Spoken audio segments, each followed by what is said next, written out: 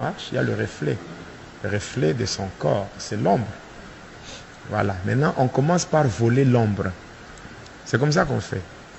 On vole d'abord l'ombre. Dès que l'ombre est volée, et par la suite, maintenant, on va chercher un moyen pour tuer la personne. Ça sera soit par un accident, par une maladie. Donc on va chercher par un accident et tout ça. Et la personne va mourir. Dès que la personne meurt, on peut même appeler un médecin pour vérifier les signes vitaux. Et la personne ou le médecin va même confirmer. Non, non, normal, même un médecin normal, il peut même confirmer le décès. Parce que pour confirmer le décès, il faut vérifier les signes vitaux. Et c'est tout. Et puis on confirme, donc ça confirme. Et quand on confirme, on dit que la personne est décédée. Mais en réalité, cette personne n'est pas encore morte. Cette personne est encore en vie. Oui. La personne est encore en vie. Maintenant, la nuit. La nuit. La nuit maintenant, lorsque... Bon, en fait, quand on va aller enterrer la personne.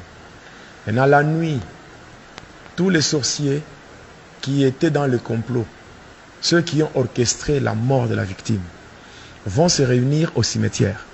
Et ils vont entourer la tombe. Et le sorcier qui a fait le sacrifice, on va lui donner un fouet. Et on appelle ça le fouet d'appel. Il va avancer. Et quand il sera devant la tombe, il va frapper 3 fois. Dès qu'il frappe 3 fois, la personne que vous avez enterrée va sortir. Quand la personne sort, on prend l'ombre qui était volée et on lui retourne ça. Et là, la personne est consciente. Et la personne va même reconnaître les gens qui l'entourent. Et à ce niveau-là, la personne ne peut plus rien faire. À ce moment-là, il n'y a pas de secours. Même si la personne crie, il n'y aura rien. Même si la personne appelle Jésus, même Jésus ne viendra pas. Même si Jésus-Christ est un secours qui ne manque jamais dans la détresse, là, il ne viendra pas. Parce que Jésus n'est pas un Dieu des morts. C'est un Dieu des vivants. C'est pendant qu'on est en vie qu'on peut faire recours à lui. Donc, dès qu'on meurt, c'est fini. Et là, qu'est-ce qu'on va faire? On va chercher maintenant un œuf non préparé. Et on va l'écraser sur la tête de la personne afin de rendre sa conscience stérile. Après avoir fait cela, on va utiliser un objet qui ressemble à un malaxeur. Donc il y a une boule d'un côté. Hein? On va frapper au niveau de la nuque. Quand on frappe, c'est cette fois-là maintenant que la personne va mourir. Maintenant, avant cela, si la personne qui l'avait sacrifié avait besoin de l'utiliser, soit au champ, à la pêche, là on va le laisser. Et quand on laisse, et on va l'utiliser à un travail précis. Et pendant le temps qu'on l'utilise et qu'on ne l'a pas encore tué, il y a des fois, on peut même voir cette personne ici dans le monde. On peut voir. On vous dira que non, quelqu'un a vu tel. Et la personne qui a vu est allée aussi voir d'autres. J'ai vu tel. Mais non, celui-là, la personne dont tu parles, cette personne est morte il y a longtemps, on l'a déjà enterrée. Cela veut dire que cette personne, on l'a déjà enterrée, mais on ne l'a pas encore tuée dans la sorcellerie. Et c'est lorsque la personne va se fatiguer par rapport au travail qui lui a été donné.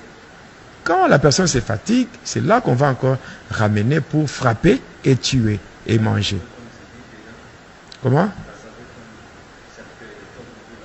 Dans le cercueil. Il n'y en a pas? Il n'y en a pas? On a déjà pris. Il n'y en a pas, on a déjà pris.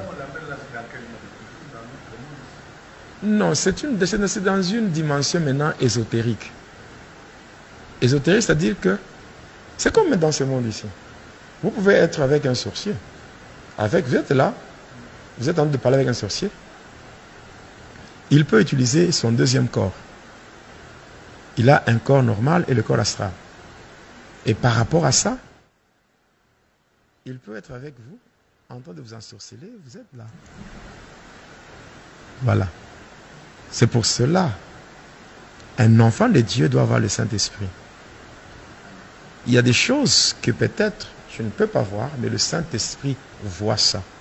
Et il te révèle. Et tu peux même dire à la personne, arrête ce que tu fais. Arrête ce que tu es en train de faire. C'est le Saint-Esprit qui vous a révélé. Je pense que j'aurai à répondre, quand viendra le moment de questions, j'aurai à répondre à tout ça. Maintenant, quand la personne sort, la personne sort de la tombe. Après, on frappe au niveau de la nuque, la personne tombe, la personne meurt. Maintenant, à partir de là, on va proposer 5 noms. 5 noms de bêtes. Chèvre, mouton, porc, vache, tout ça. On propose 5 noms. Et là, on va faire le tirage au sort. On tire au sort. Si ça tombe en une chèvre, là, on va prendre le cadavre qui est là. Maintenant, on le transforme, ça devient une chèvre. Et maintenant, on va dépecer. Quand on va dépecer comme ça par le bourreau, on va maintenant appeler les femmes de cimetière et les mamans sorcières. On va leur donner ça. Et elles vont maintenant rentrer dans le monde des humains, vendre ça dans des marchés. Oui. Vendre ça dans des marchés. Et le reste, les sorciers mangent là-bas. Maintenant, quand elles rentrent avec ça, elles vont vendre ça au marché et mettre sur leurs étalages au marché, non? Et maintenant, sur leurs étalages, il y a une main. On appelle ça la main d'appel. C'est une main qui est invisible aux yeux charnels. Mais quand vous entrez au marché, elle fait ça. Elle vous attire. Et vous allez là-bas, vous payez, croyant que vous avez payé la viande de chèvre ou la viande de bœuf, ou la viande de bœuf. Et cependant, vous avez payé la chair humaine. Et vous rentrez avec ça chez vous, vous mangez. C'est comme ça qu'il y a des possessions démoniaques, il y a la régression dans la foi, il y a l'incrédulité qui s'installe. Donc, il y a toutes ces choses-là, des maladies incurables, c'est passant par ces choses. Il y a des fois, on prend le sang humain, on transforme, ça devient de l'huile de palme, on amène dans le marché et les gens achètent. Les gens achètent ça. Il y a des fois, les sorciers transforment les doigts des cadavres, on transforme ça, ça devient des gros frétins. On amène dans le marché. Donc, il y a beaucoup de choses qui se font. Il y a des choses qui se font, on peut transformer, on transforme beaucoup de choses. On peut prendre l'eau, c'est-à-dire, on peut prendre un cadavre, on le laisse pendant 4 jours. Et quand le cadavre commence à se décomposer, le corps commence à sécréter un liquide. Et ce liquide-là, on le prend et on commence à vendre sous forme d'huile, ou bien on donne ça aux sorciers qui ont de boulangerie, les mamans qui font des beignets, on leur donne, ils mettent dans l'eau pour faire la pâte, tout ça, faire le pain, le beignet, tout ça. Et les gens achètent, hein, ça attire les clients, tout ça. Les gens achètent sans savoir ils mangent quoi. Et tout ça. Donc, cette même eau est donnée aussi aux faux prophètes.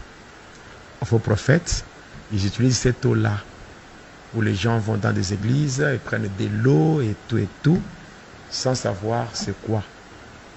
Et quelqu'un dit, moi, je suis allé avec des... Eux ne peuvent pas faire la magie. Parce que c'est comme, il y a un exemple, un magicien fait la magie, il exécute son travail, il fait une démonstration, un numéro, il prend un petit caillou, il met dans sa main. Il dit, regardez dans ma main, vous voyez quoi? Un caillou. Il ferme la main. Et après, il fait quelques incantations. Quelques temps, il ouvre la main. Il dit, mais regardez, qu'est-ce que vous avez vu? Il y a maintenant un bonbon. Les gens voient que c'est un bonbon. Mais qu'est-ce qui se passe? Qu'est-ce qui s'est passé? Entre le magicien et le spectateur, il y a un voile d'aveuglement. Quand il ferme la main, il y a un démon qui vient avec un bonbon. Lui, il ouvre, vous ne voyez pas. Le démon change, il met le bonbon et il prend le caillou. Quand il ouvre, il vous montre ça, il ouvre, donc il enlève le voile. Vous regardez, vous voyez qu'il a fait la magie. C'est ça. Donc, un faux prophète, un faux serviteur, vous lui amenez votre bidon rempli d'eau. Pendant qu'il est en train de faire la prière, les démons déversent tout. Et on remplit avec de l'eau qui vient de cadavres en décomposition et on vous donne. Et vous rentrez avec ça et il y a des problèmes qui arrivent. Vous buvez, vous aspergez dans la maison, vous mélangez.